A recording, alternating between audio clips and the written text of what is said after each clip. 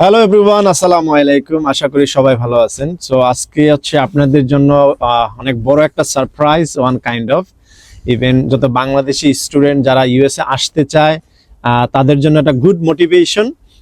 Even আমি মনে করি যে আজকের ভিডিওটা দেখার পরে ওরা অনেকটা বেশি ইন্সপায়ার হবে, ইভেন একটা গুড একটা মোটিভেশন পাবে, ইভেন রিয়েল একটা এক্সপিরিয়েন্স গেদার করতে পারবে, যেটা ওর ইন্টারভিউ, ইভেন ইউএসএ আসা, তারপরে আন্ডার গ্রাজুয়েট যদি ও করতে চায়, ওভারঅল প্রসেসটা হচ্ছে ও খুব ভালোভাবে জানতে পারবে একজন এক্সপিরিয়েন্সড লোকের কাছে, যেই প্রবলেমগুলা বা এই জিনিসগুলা মাত্র ফেস করে আসছে।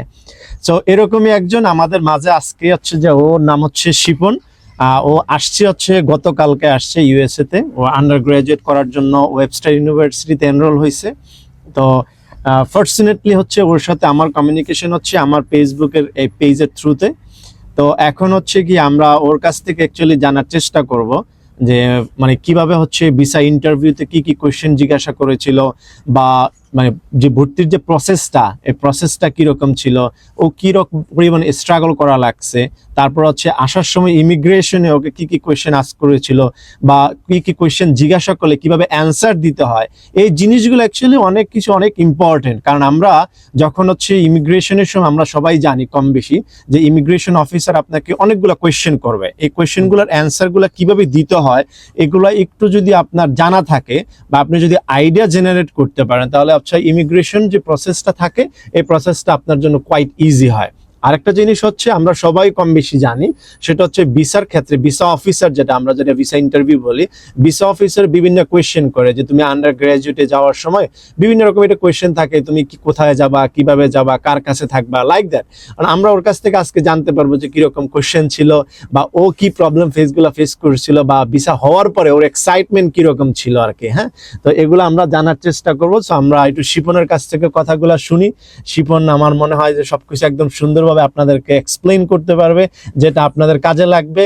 সো আমি মনে করি যে আপনারা ভিডিওটা শেষ পর্যন্ত দেখবেন, একটা রিয়েল একটা এক্সপিরিয়েন্স জেনারেট করতে পারবেন। ওকে, সো এখন শিপন, তোমার বাসা কোথায়, তারপর হচ্ছে তোমার ইন্টারমিডিয়েট কোথায় ছিল, তারপরে কিভাবে তুমি কেনই তুমি ইউএসএ আসতে চাইলা, বা ইউএসএ তোমার কেন আসতে হবে, ইউএস এর প্রতি তোমার ইন্টারেস্টটা কেন ছিল। তো এখন তুমি তোমার সম্পর্কে একটু ফার্স্ট বলো, দেন হচ্ছে আমরা ভিসা যে এক্সপিরিয়েন্স যেটা ছিল সেটা আমরা পরে জানতে পারবো আর কি। ওকে, আমি হচ্ছে শিপন, আমার বাসা পাবনাতে। তো আমার কলেজ ছিল শহীদ বুলবুল সরকারি কলেজ পাবনাতে। 2021 সালে এইচএসসি কমপ্লিট করছি। তার পরবর্তীতে অ্যাডমিশনের জন্য চেষ্টা করেছি 2 বছর। তো তারপরে যখন অ্যাডমিশনে ভালো একটা ফলাফল আসলো না, তো তারপর দেখলাম আমার কিছু ফ্রেন্ড তারা বাইরে পড়াশোনার জন্য বাইরে চলে গেল। তো তখন আমারও আর কি মনে হলো যে আমারও আসলে বাইরে যাওয়া উচিত পড়াশোনার জন্য, যেহেতু বাইরে অনেক অপরচুনিটিস থাকে আর কি। তাদের পড়াশোনার মানও অনেক ভালো, রাইট, তাদের ল্যাব ফ্যাসিলিটিস, তারপরে মানে যেই সব প্রফেসর আছে তাদের মানে কোয়ালিটি অনেক বেটার। তো আমিও প্রিপারেশন শুরু করি গত বছর। এই টাইম থেকে আমার প্রিপারেশন মোটামুটি শুরু। তো তারপরে আমি জুন জুলাইয়ের দিকে আমার আইএলটিএসটা কমপ্লিট করি এই 2024-এর। তো তার পরবর্তীতে আইএলটিএস দেওয়ার পরে আমি অ্যাপ্লিকেশন করি একটা এজেন্সির মাধ্যমে। আচ্ছা, তো অ্যাপ্লিকেশন করার পরে আমার ওয়েবস্টার ইউনিভার্সিটি থেকে I-20 আসে। তো এখানে আমি অলমোস্ট 60% স্কলারশিপ পাই। 60%? জি, কনগ্রাচুলেশন। তো আর আমার কোর্সটা ছিল হচ্ছে কম্পিউটার সায়েন্স কোর্সে আসি। তো মোটামুটি কনফিডেন্স ছিলাম যে যেহেতু ভালো একটা স্কলারশিপ আছে তো ভিসাটা হয়ে যেতে পারে। আচ্ছা, তো তারপরে ইন্টারভিউর প্রিপারেশন নেওয়া শুরু করি। তো এখন আমার একটু কোয়েশ্চেন আছে। হ্যাঁ, সেটা হচ্ছে কি, ধরো তোমার আইএলটিএস এর স্কোর তোমার কত ছিল? আমার আইএলটিএস এর স্কোর ছিল overall 6, no band less than 5.5। That's a good sign, right? তো তোমার হচ্ছে 6 দিয়ে তুমি হচ্ছে যে তাহলে কত পাইছে ডিসকাউন্ট? 60% ডিসকাউন্ট। জি, আসলে আমাদের যে 60% ডিসকাউন্ট পাইছি ওটা আর কি একাডেমিক রেজাল্টের উপরে ছিল, মানে মেরিট বেসড। ওকে, ফাইন। ওইটা তো আমার একাডেমিক এসএসসি এন্ড এইচএসসি তে জিপিএ 5 আউট অফ 5 ছিল, তো এজন্য। হ্যাঁ, তো তোমার ইন্টারমিডিয়েট ছিল কোথায় থেকে? ইন্টারমিডিয়েট শহীদ বুলবুল সরকারি কলেজ পাবনা। ও আচ্ছা, তো এখন যেটা হচ্ছে তোমার আইএলটিএস এর জার্নি কিরকম ছিল? আইএলটিএস কি তুমি নিজে নিজে করছো নাকি কোনো ইনস্টিটিউট থেকে, ল্যাঙ্গুয়েজ ইনস্টিটিউট থেকে? আসলে এর আগে যেহেতু আমার ফ্রেন্ড কয়েকজন আর কি বাইরে পড়াশোনার জন্য গেছে, ওরাও আইএলটিএস কমপ্লিট করছিল, আচ্ছা তো আমি তাদের থেকে কিছু আইডিয়া নিতাম কিভাবে নিজে নিজে বাসায় প্রিপারেশন নেওয়া যায়। আচ্ছা আচ্ছা তো আমি বাসায় নিজে নিজে আর কি প্রিপারেশন নিছিলাম, কোথাও কোচিং টোচিং কিছু করি নাই আইএলটিএস এর জন্য। আচ্ছা, তো আলহামদুলিল্লাহ এটা তোমার overall ফার্স্ট 6 এক্সাম? জি জি ফার্স্ট এক্সামই জি, 6? জি। ওকে, কনগ্রাচুলেশন। ওকে, সো এখন আমরা যেটার জন্য অনেক বেশি এক্সাইটেড সেটা হচ্ছে তোমার মানে ইন্টারভিউর যে কোয়েশ্চেন গুলো ছিল, মানে আমরা যেটা বলি ভিসা এক্সপিরিয়েন্স, যে কি কি কি কোয়েশ্চেন জিজ্ঞাসা করেছিল তোমার ভিসা অফিসার, বা তুমি কোন কোয়েশ্চেনটা তোমার কাছে অনেক বেশি মনে হয়েছে যে কমপ্লিকেটেড, ঠিক হ্যাঁ। আছে? সো ওভারঅল ভিসা মানে ইন্টারভিউ এক্সপিরিয়েন্সটা যদি একটু শেয়ার করো তাহলে এটা আমাদের জন্য খুব ভালো হয়। তো নভেম্বরের 10 তারিখে আমার ইন্টারভিউ ছিল। আচ্ছা, তো আমি একটা মানে 2024 এর নভেম্বর? 2024 এর নভেম্বরে 10 তারিখে ইন্টারভিউ Okay. ছিল। তো আমি গেলাম, যাওয়ার পরে যেখানে ইন্টারভিউ হয় সেখানে 12 নম্বর কাউন্টারে আমাকে পাঠানো হলো। হুম হুম, তো সেখানে যাওয়ার পরে আমাকে জিজ্ঞেস করলো আমার পাসপোর্ট আর I-20 দেওয়ার জন্য। ওকে, তো সেটা যখন দিলাম তখন আমাকে বলতেছে you are going to Webster university. হুম হুম, তো আমি বললাম ইয়েস ম্যাম। তো তারপরে উনি আমার দিকে তাকিয়ে বলল যে tell me some details about your course. আচ্ছা, তো এই কোশ্চেনটার অ্যান্সার আমার প্রিপেয়ার করা ছিল না। তো প্রথম অবস্থায় আমি একটু ঘাবড়ে যাই। তো হুম হুম, তারপরে আমি আসলে কোশ্চেনটা ম্যামকে আবার জিজ্ঞেস করি রিপিট করার জন্য। হুম হুম, তো তিনি আবার কোশ্চেনটা রিপিট করে। তো আমি তখন এটার একটা অ্যান্সার দিলাম, বেশি বড় না, ছোট করে একটা অ্যান্সার দিলাম। তো তারপরে বলতেছে যেহেতু আমি বাংলাদেশে একটা ইউনিভার্সিটিতে পড়াশোনা করতাম, আচ্ছা 3 সেমিস্টার কমপ্লিট ছিল। আচ্ছা তো আমাকে বলতেছে যে তুমি হচ্ছে তোমার ইউনিভার্সিটি কেন চেঞ্জ করবা।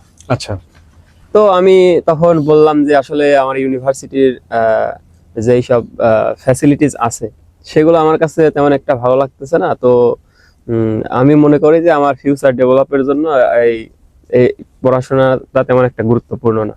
হুম হুম, এই জন্য আমি ইউএসএ তে মুভ করতে চাই এবং একটা ভালো ডিগ্রি অর্জন করতে চাই। তো তারপরে উনি আমাকে বলতেছে যে তুমি কি ওইখানে গিয়ে তোমার ক্রেডিট ট্রান্সফার করবা। আচ্ছা, তো আমি এটার অ্যান্সার দেওয়ার পরে আমাকে বলল যে তোমার বাবা কি করে। হুম হুম, তো তখন আমি আমার বাবার যে প্রফেশনটা সেটা বলতে গেছি, বলা শুরু করছি, তখনই উনি সাথে সাথে আমার ভিসাটা আর কি অ্যাপ্রুভ করে দিছে। ও তোমার মানে ব্যাংক স্পন্সর ওই রকম আর শুনতো? না না, উনি আসলে শুনতে আগ্রহী ছিল না সেরকম। আচ্ছা আচ্ছা, আমি বলতে গেছি তখনই আর কি উনি অ্যাপ্রুভ করে দিছে। Okay fine. তো এটা কি তোমার ওই যে কার্লি হেয়ার কোনো এরকম ভিসা অফিসার ছিল নাকি? না, এটা 12 নম্বর কাউন্টারে বসেছিল একজন ইয়াং আমেরিকান লেডি ছিল উনি। Okay fine. তো তুমি কি নার্ভাস ছিলা নাকি তুমি অনেক বেশি কনফিডেন্স ছিলা? আসলে আমি মেন্টালি সেরকম ভাবে প্রিপেয়ার ছিলাম যে যাই হোক আমি আমার নিজের মতো চেষ্টা করব 100% এফোর্ট দেওয়ার, হুম হুম, ভিসা হোক বা না হোক সেটা কোনো বিষয় না। তো তো এর উপর ভিত্তি করে আমি গেছি ইন্টারভিউ দিতে। তো আলহামদুলিল্লাহ আমি ওইখানে গিয়ে কনফিডেন্টই ছিলাম। তবে আমার সামনে যেহেতু আরো 3-4 জন ছিল, তাদেরকে আমার সামনে রিজেক্ট করে দেয়, তখন আমার একটু কনফিডেন্ট লুজ হয়ে গেছিল। আচ্ছা আচ্ছা, কিন্তু পরবর্তীতে আমি সেটা ওভারকাম করি খুব ইজিলি। Okay fine. সো তারপরে যেটা হচ্ছে তোমার কাছে কি মনে হয় মানে একটা স্টুডেন্ট যারা হচ্ছে তোমার ইন্টারভিউ দিতে যাবে তাদের আসলে কি করণীয়? আমার কাছে যা মনে হয় সবার প্র্যাকটিস করা উচিত ইন্টারভিউ, নিজে নিজে অ্যান্সার প্রিপেয়ার করে আচ্ছা আচ্ছা, বাসায় প্রতিদিন ফ্যামিলি মেম্বার হোক বা ফ্রেন্ড হোক সবার সাথে মিনিমাম প্র্যাকটিস টুকু করা উচিত, যাতে সেই অ্যান্সারগুলো সে যে অ্যান্সারগুলো তৈরি করে সেগুলো যেন ও কনফিডেন্টলি বলতে পারে। হুম হুম, ন্যাচারাল ওয়েতে বলার চেষ্টা করলে আর কি Right. ভালো। আমি আসলে যখন ইন্টারভিউর প্রিপারেশন নেই তখন আমি ঢাকাতে ছিলাম, আমি আমার ফ্রেন্ডদের সাথে থাকতাম। তো আমি ওদের সাথে প্রতিদিন প্র্যাকটিস করতাম এবং আমি চেষ্টা করতাম যে কিভাবে ন্যাচারালি বলা যায় কথাটা। আর অ্যান্সার গুলো আসলে আমার নিজেরই তৈরি করা ছিল, এই জন্য আমার তেমন একটা সমস্যা হয়নি ওইগুলো ন্যাচারালি বলার। তো আমার কাছে মনে হয় কনফিডেন্ট থাকা উচিত আর অ্যান্সার গুলা ন্যাচারালি ডেলিভার করা উচিত ভিসা অফিসারকে, তাহলে উনি আসলে বুঝতে পারে যে মানে ভিসা পাওয়ার জন্য যোগ্য। বুঝতে পারছি। আর পাশাপাশি আসলে ভাগ্যটাও গুরুত্বপূর্ণ। ভাগ্য আসলে যদি ভাগ্যে না থাকে তাহলে তো সম্ভব না। আর মোস্ট ইম্পর্টেন্টলি হচ্ছে ইউনিভার্সিটি সম্পর্কে একটু আইডিয়া জেনারেট করতে হবে, রাইট? জি জি জি যে তোমার ইউনিভার্সিটি কিরকম বা তোমার কোর্স কিরকম, জি। আর প্রফেসরদের সম্পর্কে কিছু ধারণা রাখা লাগবে। আচ্ছা। মাঝে এমনও হতে পারে একটা প্রফেসর সম্পর্কে কোন একটা কোশ্চেন জিজ্ঞেস করলো, তখন তো সেই জন্য আসলে প্রফেসরদের সম্পর্কে কিছু ধারণা রাখা উচিত। আমি নিজেও কিছু ধারণা রাখছিলাম। আমার ফ্যাকাল্টি তে যারা ছিল, মানে কম্পিউটার সায়েন্স ফ্যাকাল্টির যেসব প্রফেসররা ছিল তাদের সম্পর্কে আমি কিছু ধারণা তোমার মেজর হচ্ছে কি? Major computer science. Computer science. তো এখন হচ্ছে ধরো তোমার ওগুলা জিজ্ঞাসা করে না যে ফার্স্ট সেমিস্টারে তুমি কত ক্রেডিট নিবা বা কোন ক্রেডিট তুমি পড়াশোনা করো, কোন কোন সাবজেক্ট, এগুলা কোনো কোশ্চেন না, এগুলা কিছুই কোশ্চেন জিজ্ঞেস করেনি আমাকে, শুধু 4টা কোশ্চেন জিজ্ঞেস করেছিল, এর বেশি আর কিছুই জিজ্ঞেস করেনি। বুঝতে পারছি। সো এখন হচ্ছে গিয়ে তোমার যেহেতু আসার সময় তোমার ট্রানজিট ছিল কোথায়? ট্রানজিট ছিল প্রথমে ইস্তানবুল। আচ্ছা। আমি যেহেতু টার্কিশ এয়ারলাইন্সে টিকিট কাটি, তো ইস্তানবুল, তারপরে ইস্তানবুল থেকে শিকাগোতে ছিল। আচ্ছা। তো শিকাগোতে তোমার হচ্ছে ইমিগ্রেশন অফিসার তো অনেকগুলা কোশ্চেন করে, বিভিন্ন কোশ্চেন করে। তো এটা হচ্ছে অনেকের একটা ভয় থাকে যে ইমিগ্রেশন অফিসার কি কোশ্চেন করতে পারে, বা ইমিগ্রেশন অফিসারের কোশ্চেন দ্বারা যদি আমি প্রপার অ্যান্সার নাও দিতে পারি, সেক্ষেত্রে আমার মানে ভিসা অ্যাকসেপ্ট নাও হইতে পারে, আমাকে ডিপোর্ট করে দিতে পারে বা নাও ঢুকতে পারে আর কি ইউএসএ তে। সো এই ব্যাপারটা হচ্ছে কি, তোমার কি কি কোশ্চেন জিজ্ঞাসা করেছিল বা কিভাবে অ্যান্সারটা দিতে হয় আর কি? আসলে শিকাগোতে আমার ইমিগ্রেশন হয়। প্রথম অবস্থায় আমি যখন দেখি অনেকের ইমিগ্রেশন হচ্ছে, আমি একটু ভয় পাইছিলাম।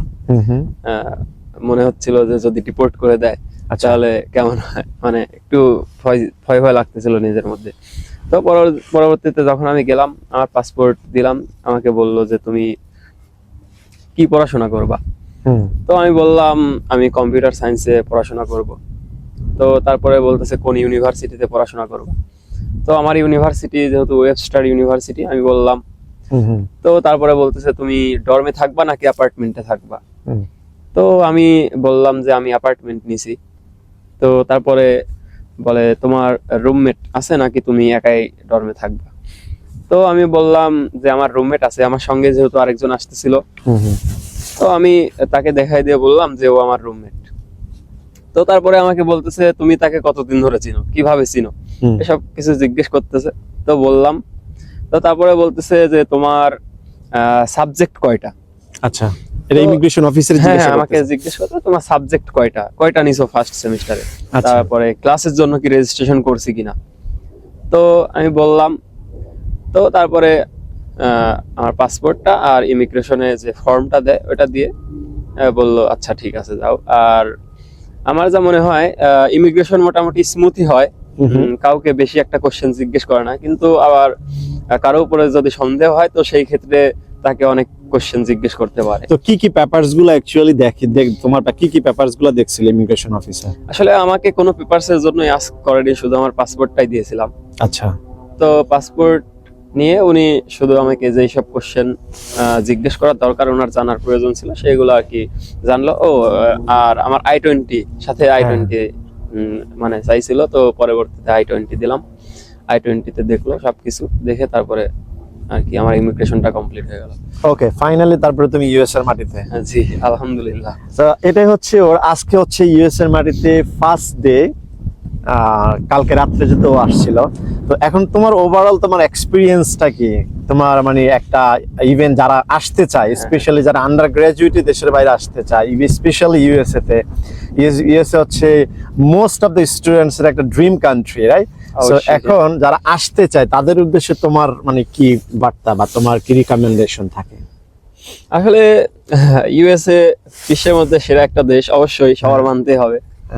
তো এখানে আসলে অনেক অপরচুনিটিস আছে, পড়াশোনা, বিভিন্ন ধরনের তাদের প্রফেসরদের সঙ্গে মানে মিট করা, তাদের সঙ্গে কাজ করার, মানে অনেক উন্নত ল্যাব ফ্যাসিলিটিস আসলে পাওয়া যায় এখানে। তো যারা ইউএসএ তে আসতে চায় তাদেরকে ওয়েলকাম।